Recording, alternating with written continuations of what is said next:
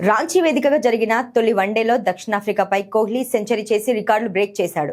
అవును, ఈ శతకం విరాట్ వన్డే కెరీర్లో మరో మైలురాయిగా నిలిచింది.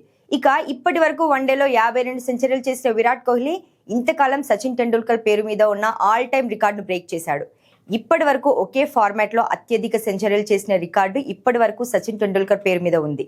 సచిన్ టెస్ట్లో 51 సెంచరీలు చేశాడు. విరాట్ కోహ్లీ ఇప్పుడు వన్డేలో 52వ సెంచరీని నమోదు చేసి సచిన్ ను దాటేశాడు.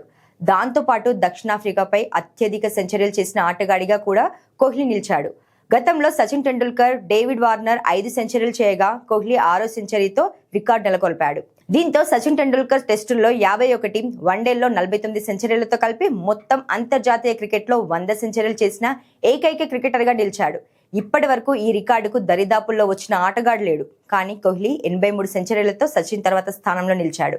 మరో 17 సెంచరీలు చేస్తే విరాట్ కోహ్లీ కూడా 100 శతకాలతో రికార్డు సృష్టించవచ్చు. ఇక వన్డేలో సాధించిన ఈ ఫీట్ తో కోహ్లీ తర్వాతే క్రికెట్ గాడ్ సచిన్ నిలిచాడు.